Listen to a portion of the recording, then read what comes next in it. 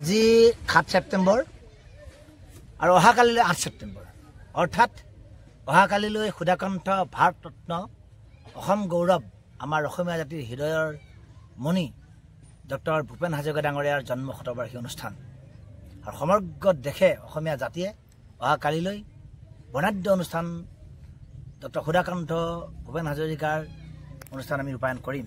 কিন্তু ইয়াৰ পূৰ্বে এই অনুষ্ঠানৰ লগত সংগতি ৰাখি আজি দৰং জিলাৰ ঐতিহ্যপূৰ্ণ মাৰৈ বিজুলীবাৰী গাঁৱৰ ৰাজহুৱা খেলপথাৰত ৰাজহুৱা ভৱনত আমি অনুসূচিত জাতি যুৱস্থ অসমে কেন্দ্ৰীয় বিশেষ সাধাৰণ সভাৰ আয়োজন কৰিছোঁ।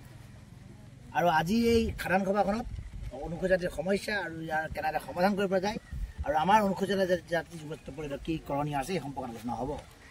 লক্ষণীয়ভাৱে সুধাকণ্ঠ ডাঙৰীয়াৰ জন্ম শতবাৰ্ষিকীৰ লগত আমি সংগতি ৰাখি এই অনুষ্ঠান আয়োজন যিহেতু কৰিছোঁ, গতিকে স্বাভাৱিকতে আজি পুৱা 9 বজাত আমাৰ কেন্দ্ৰীয় কমিটিৰ সভাপতি হিচাপে মই ৰুবুল দাসে পতাকা উত্তোলন কাৰ্যসূচী কৰিছোঁ।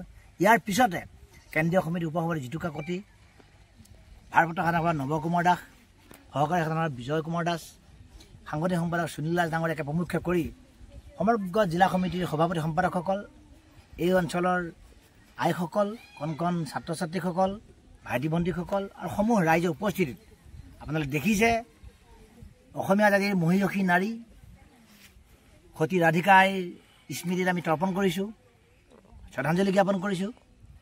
ভাৰত ৰত্ন মহান মনীষী মহান দলিত পিতৃ ডক্টৰ B.R. আম্বেদকাৰ ডাঙৰীয়া প্ৰতিচ্ছবিত আমি বন্তি প্ৰজ্বলন কৰিছোঁ, শ্ৰদ্ধাঞ্জলি জ্ঞাপন কৰিছোঁ।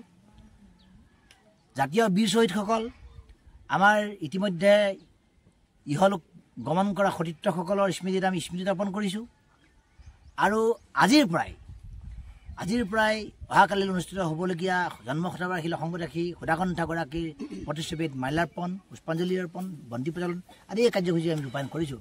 ধাৰাবাহিকভাৱে আজি পুৱা বেলা এই কাৰ্যসূচী কিছু সময় আগতে সমাপ্তি হৈছে আৰু আমি কিছু সময়ৰ পিছতে দুপৰীয়া আহাৰ গ্ৰহণ কাৰ্যসূচীৰ লগে লগে আমি ৰাজহুৱা সভাগৃহত আমাৰ যি আমাৰ বিশেষ সাধাৰণ সভা আছে, আমাৰ কেন্দ্ৰীয় সমিতি, জিলা সমিতি, আঞ্চলিক সমিতি, প্ৰাথমিক সমিতিৰ যি প্ৰতিনিধিসকল আহিছে, তেওঁলোকে অধীৰ আগ্ৰহে বাট চাই থকা চলিত বৰ্ষৰ বিশেষ কেন্দ্ৰীয় সাধাৰণ সভাখনত আমি অংশগ্ৰহণ কৰিম আৰু বিয়লি ভাগলৈ সংবাদমেলৰ জৰিয়তে আমাৰ যি সিদ্ধান্তসমূহ হ'ব এই সিদ্ধান্তসমূহ প্ৰকাশ কৰিম।